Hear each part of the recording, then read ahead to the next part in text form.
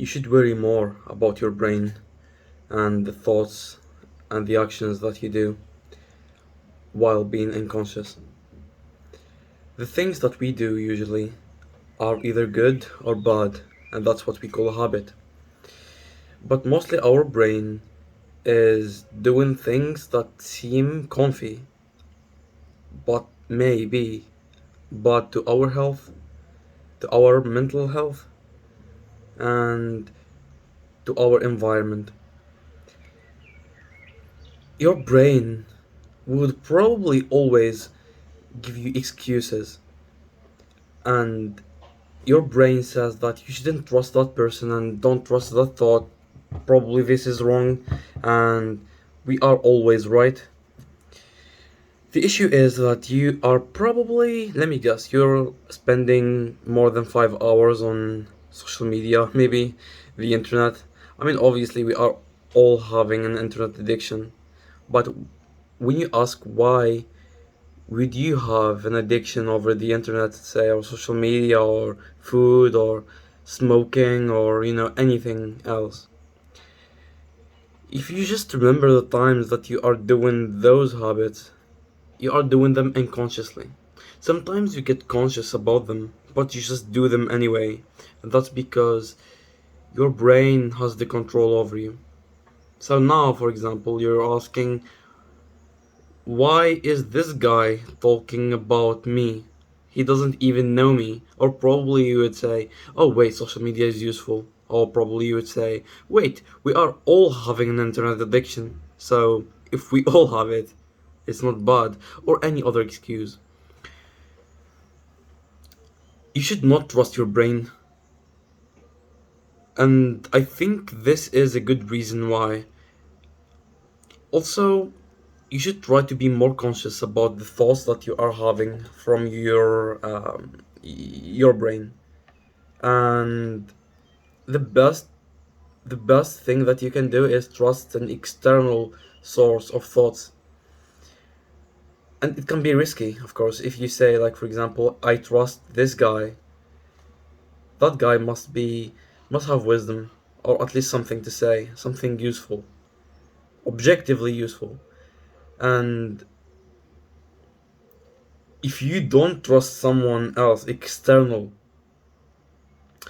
you would probably only have the internal thoughts which are from your brain, and the development curve will be just linear, if not even constant, and that's bad. I mean, that's why we should always have a role model to look after. Um, and that's tricky.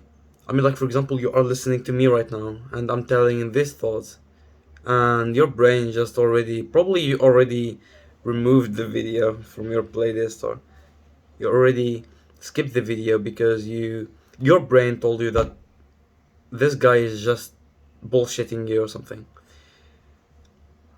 If you are listening to this and you didn't quit the video, probably have a potential, and you should consider more being conscious. And of course, I will tell you how.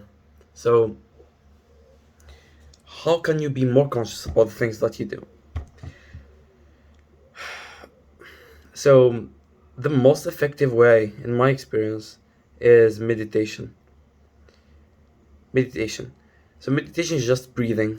You just focus on your breath. Like, you just breathe, right? And when you breathe, you just feel conscious about your breath. And when you feel conscious about your breath, you just feel more conscious about the world. I mean, when you are watching this video, you are getting more unconscious. And the more unconscious you are, the more control your brain have over you. And for that reason, you should always seek and pursue being conscious. Being mindful using meditation is something that you should utterly experience. And there are other options, of course, without meditation, besides meditation, like praying, for example.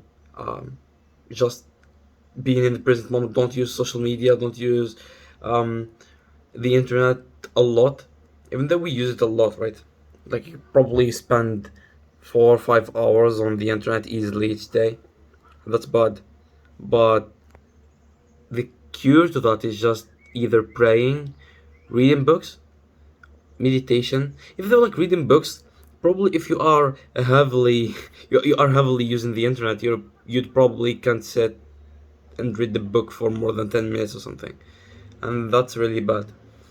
Um, that's all. I mean, if you just meditate or do any alternative of meditation, you will get more conscious. If you get more conscious, you will start asking, why am I doing this? Why I am thinking about this? And you will start having control over your brain. And someone can ask, why would I have control over my brain? I can just let it in the autopilot. But the issue is, if you want people to respect you and to care about you, if you want to be happy or more happy, happier, you should first of all control your brain and then control the environment. But if you cannot control your brain, you would probably have no have no respect from others. They won't care for you, and they will probably destroy you. You will get more anxious. You will get more anxious, and you would probably start. You will start having bad thoughts, which imply that you are getting bad mental health. And the more bad mental health you have, the more that you will have bad health physically. Your physique gets bad to some extent, and that affects you, and that affects the quality of your life. So for you to just have a good quality of life, try to be conscious about things, man. Like, be conscious about your breath, be conscious about your environment. When you talk to someone, you just look at him in the eyes because you are conscious of that, and the world will appreciate that. You will just feel it. I mean, when you get conscious and you just do the things mindfully, you will find that the world responds, and it responds in a better way. Um, yeah, that's all for today. I hope I helped you. I hope you do the actions that I mentioned in the video, like meditating and trying to be more mindful, because that really helps. And start asking, why are you doing the habits that you are doing, like good or bad? Why are you doing them? And then you will start knowing that you are doing them because you are not even conscious about them. And when you are conscious about them, you start having ideas and thoughts about how you can get control over them, and then by time you will stop them.